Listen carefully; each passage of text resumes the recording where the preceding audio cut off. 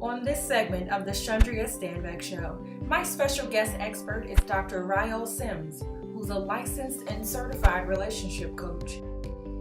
He talks in depth on the science to finding Mr. or Mrs. Right and gives excellent tips for singles from a scientific perspective.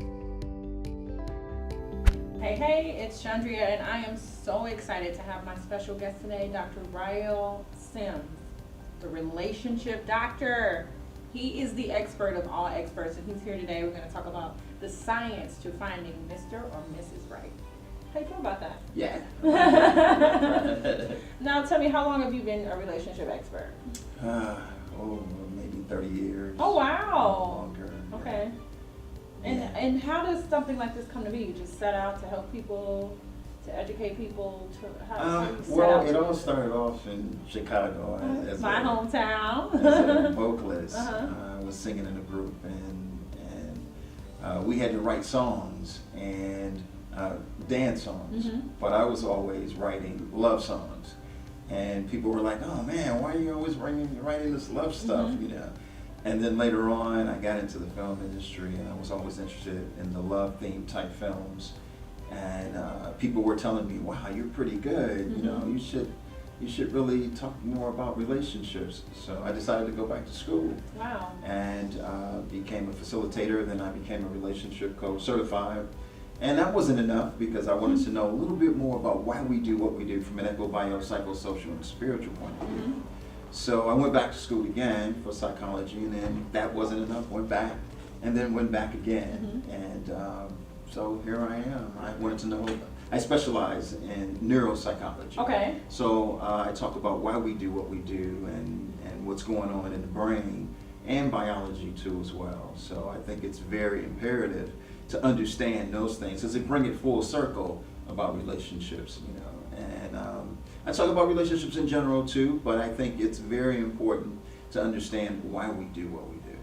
And I agree. I feel like there are so many relationship experts out there, but what I love about what you do is that you do break down the science of it. You do break, I mean, you and I had a conversation about the science of even kissing and how much is involved in that. So I knew that this was a different spin of knowledge for people in general. So as you know, I've brought in quite a few singles to just ask some questions about their love languages and their types, and because so many people want to find Mr. and Mrs. Right, and what is the science of finding that person, on a physiological level, mental level, so many different areas.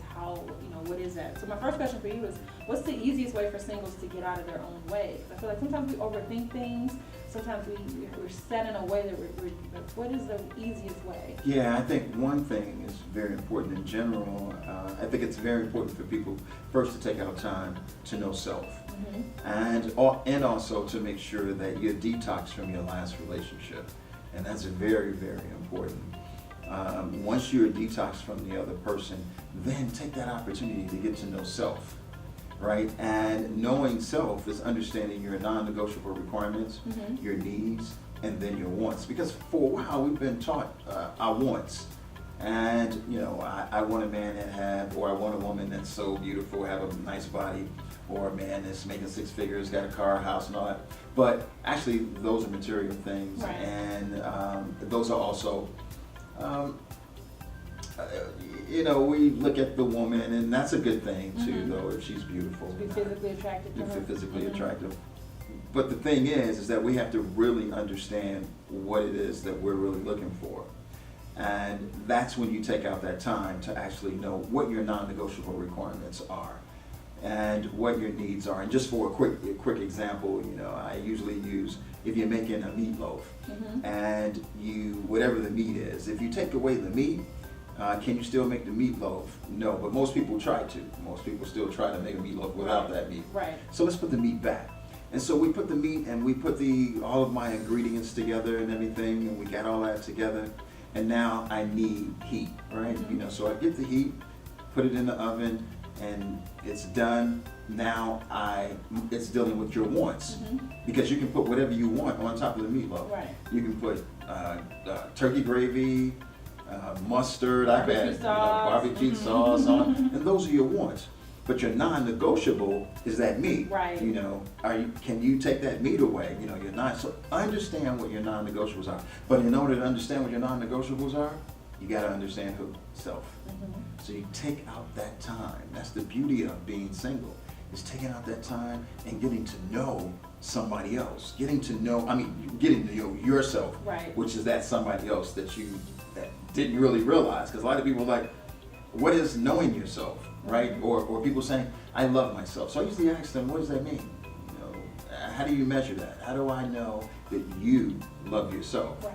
You know, so you have to get to that point of loving self. Yeah, and that's very important. Very important, because you're right, it starts with you. Before you can pursue anything with anyone else, Yeah. you have to take care of home. Take care of home. And, you know, knowing self is also, you're more mindful of what's going on when you're trying to meet somebody.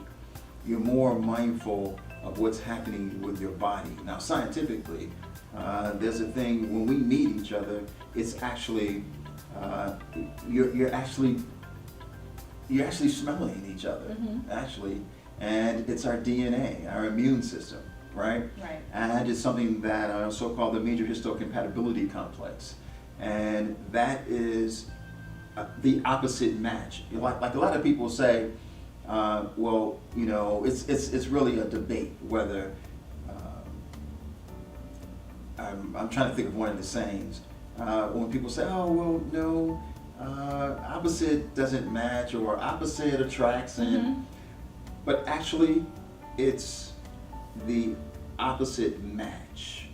It's a match. It is a match when it's opposite. Our DNA is not really looking for the same type of DNA. It's looking for the opposite DNA. Just, you know, and for that reason too is when you have a child, it's less defect in the kid, right? So you have to watch out for that, you know. And sometimes we're just interested in the symmetry of the person, but we have to really pay attention to our spirit, and that's part of the construct. That's part of the component of a spirit, is paying attention to our major histocompatibility complex, how that person is making me feel when I'm right there next to that person, right? And that's so important. But the only way that you can know that, those are the things you. But in order to pay attention to that, you got to know self. You got to go out there and you got to feel. You have to feel, not just because, oh my God, he's so handsome. Oh my God, she's so fine. You know, you have to. It's more than that. More than the physical, it's your how you feel, what you think about it, etc. And that makes perfect sense. Makes a lot of sense. Absolutely. So then the next I'll say is a lot of us have a certain type of, like, and this goes right into what you're saying about being instantly attracted to someone physically, you know, but a lot of us have a certain type that we prefer in our ideal mate. So how does that idea prevent people from moving toward their ideal mate when you're locked to the physical, or you're locked by education? Like, I want somebody that's got this degree, I don't want somebody that's family oriented. Like, you're picking these single a la carte characteristics of individuals, when I imagine that really hasn't gotten people very far. Yeah, you're right. I mean, it could limit you. You know, there's nothing wrong with having that list of knowing what you don't want, right? It's a good thing to figure out, well, you know, I want this type of guy, or I want this type of woman. But you still have to be careful with that too as well, you know, because it can limit you. You know, somebody may not have all of those on that list that you have. You know, they might have the potential. And I think that's what's really good. Yeah, you're so right. Now, from a scientific perspective, how do we find our happily ever after? Well, it's part of what I said earlier. You know, just paying more attention to self, understanding self, and understanding what's happening with how someone is making you feel. So once you've found yourself, you've repaired that, you've identified, what you need to identify yourself, then the next step for you is, in finding your happily ever after, is do you align with someone who is like-minded? That's right. That's right. Someone, now, you know, yes, of course, we talk about social compatibility, right? If somebody, I'm a lawyer, you're looking for a lawyer, you know, and that's fine, you know. But again, it goes back to if they have some of the non-negotiable requirements that you need, your wants and everything, if they what I tell women too, that you're the employer. Us men, we're interested in trying to get the job. So it's so important. Wow, I've never heard that. I Yeah, like that. so it's so important for you to, that's why it's so important as a woman, to understand that you're the employer. So you have to understand who you're hiring, right? So in order to understand who you're hiring, you have to know your business. You have to know the kind of company that you just started, right? Right. So in order to know that, so that way you can ask the questions that is needed to ask, right? So I think that that's so important as well. And so once you get all of that together, you pretty much, you're ready to go out there. You're in the right direction now. Now you can actually propel as opposed because you know what to ask. A lot of people don't know what to ask, really, because they don't know self. They don't know their business. So they don't really. They're asking general questions that somebody else would ask, right? But they're asking general questions with, your girlfriend would ask or your guy friend would ask. But what would you ask? And the reason why you're doing that is because you don't know self. You don't know exactly what you want. What you want. You're keeping the conversation general. That's right. You're keeping it very general. You would take a lot of time wasted if you did that. So that makes perfect sense. The more you know yourself, your body will definitely help. When I from the science point of view, because it'll sense what you're looking for. It could sense what you're looking for. And remember when I mentioned the minute you go close to a person, that major histocompatibility complex, because that's what we do. We sense a person first. We smell the person, and our DNA is saying, hey, is that the same DNA or is that an opposite match? Because that's the key, the opposite match. That's the key. We're not opposite match. And we think opposites attract in a negative sense, but it's actually right. Yeah, you have some people arguing about it, saying, oh, well, no, it's not opposite, it's the same. But what they're talking about is social compatibility. I'm a lawyer, you're a lawyer. But when we're talking about biology, the body is always looking for the opposite. It's not looking for the same. For birth defects, because if the body says, if we have a child, we want to make sure that this child is a perfect child, and the same DNA, you're not going to get that, So the body itself is working on its own, right? And it's like, no, this is not my match. So my last question is, what defines true love, and why does it feel so unattainable at times? And I speak to the person that doesn't know how to find themselves, that struggles with sitting down and getting to the core of what makes them tick, what makes them happy, what are they really looking for, what do they really need. Like you said, you have that meatloaf, we need the meat, the wants, the desires. I feel like sometimes we get so caught up in toppings, but we're not getting to the meat. So any solution for someone who even struggles with that first step? Yeah. One thing we do have to understand is when it comes to in love,